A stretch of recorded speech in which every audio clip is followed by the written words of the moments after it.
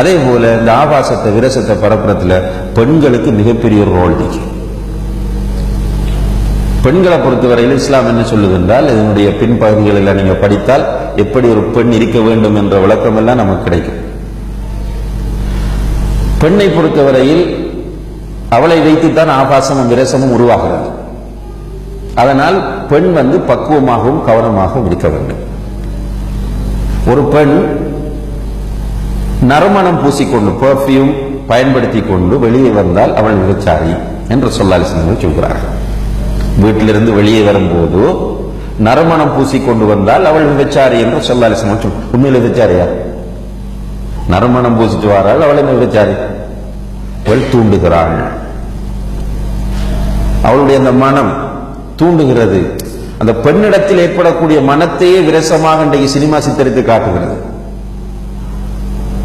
பாட்டில் அவன் சொல்றான், இந்த சேலை கட்டும் பெண்ணுக்கு ஒரு என்னமோ ஒன்று படித்து காட்டும் போது என்ன நடக்கிறது என்றால், அந்த கருத்திடத்தில் இருக்கிற கருத்தை தான் கவிஞன் பதிவு செய்கிறான்.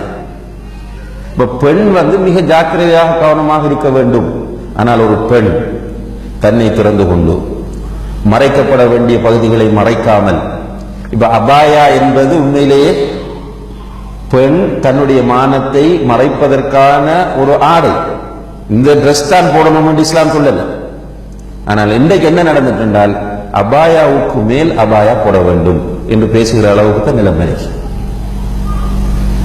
ஸ்லிம் ஃபிட்டான அபாயா, அதுக்கு 1000 பேர் வச்சிருக்கிறாங்க.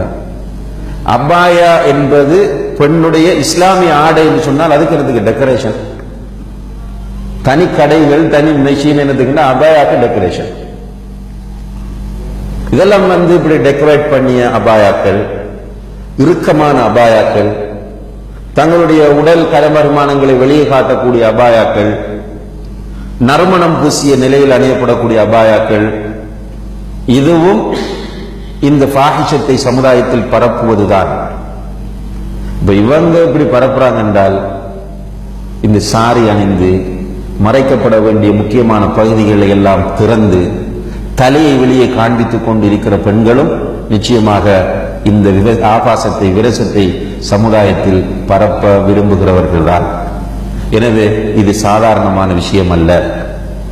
இது இம்மையிலும் மறுமையிலும் நோவினை தரும் வேதனையை பெற்றுத்தரக்கூடியது என்று அல்லாஹு தஆலா நமக்கு சொல்லிட்டு, வல்லாஹு யஅலம், அல்லாஹ்வுக்கு தெரியும் நீங்க என்ன பண்றீங்க, எது பண்றீங்க முழுதும் தெரியும்.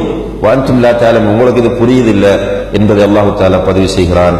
பதிவு செஞ்சுட்டு திரும்ப சொல்றான், வலவுலா ஃபத்லுல்லாஹி அலைக்கும் வரஹ்மத்துஹு வஅன்னல்லாஹ ரഊஃபுர் ரஹீம்.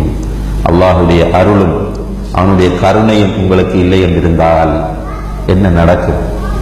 அல்லாஹ் அறியக்கூடிய விஷயங்களுக்கெல்லாம் உங்களுக்கு அவன் கட்டன் ரைட்டாக முடிவெடுப்பதாக இருந்தால் என்ன நடக்கும்? அல்லாஹ் ரഊஃப் ரஹீம், அல்லாஹ் அன்புள்ளவன் இரக்கமுள்ளவன் என்பதை அல்லாஹ் பதிவு செய்கிறான். இந்த அன்பு இரக்கத்தை பார்க்கிற போது நிச்சயமாக ஒரு அடியானுக்கு அல்லாஹ்வின் மீது மிகப்பெரிய அன்பு ஏற்பட வேண்டும். வீட்டில் பார்க்கிறோம், அன்பு காட்டக்கூடிய தாயின் மீது பிள்ளைகளுக்கு அன்பு, அன்பு காட்டக்கூடிய தந்தையின் மீது பிள்ளைகளுக்கு அன்பு, அன்பு காட்டக்கூடிய ஆசிரியர் மீது மாணவர்களுக்கு அன்பு, அன்பு காட்டக்கூடிய அதிகாரியின் மீது கீழே வேலை செய்யக்கூடியவர்களுக்கு அன்பு. அப்ப இப்படி அன்பை பரிமாறிக்கொள்ளக்கூடிய நாம் இந்த ரப்புல் ஆலமீன் நான் ஏற்கனவே சொன்னதை போன்று நம்மை இழிவுபடுத்த நினைத்தால், நம்மை அசிங்கப்படுத்த நினைத்தால் இந்த உலகத்தில் யாருமே மிஞ்ச மாட்டோம். எல்லா குறைகளையும் அல்லாஹ் தஆலா மறைத்து என்னிடம் நீங்கள் வாருங்கள், தௌபா செய்யுங்கள், உங்களுக்கு மன்னிப்பு தருகிறேன் என்று அழைக்கிற இந்த ரஹ்மான், இந்த ரஹீம், இந்த ரഊஃப், இந்த தவ்வாப், இந்த கஃபூர் என்று அல்லாஹ்வை தெரிகிற போது நம்முடைய உள்ளங்கள் நிறைய அல்லாஹ்வின் சிந்தனையும் அவன் மீது மஹப்பத்தும் வர வேண்டும் என்பதை நாம் புரிந்து கொள்ள வேண்டும்.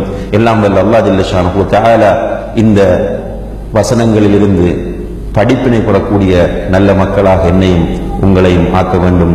அல்லாஹு தஆலா சூரத்து நூருடைய முதலாவது வசனத்திலே சொல்லும் போது, சூரத்துன் அன்ஸல்னாஹா வ ஃபரத்னாஹா வ அன்ஸல்னா ஃபீஹா ஆயாத்தின் பையினாத் லஅல்லகும் ததக்கரூன், நீங்கள் படிப்பினை பெறுவதற்காக என்று சொல்கிறான்.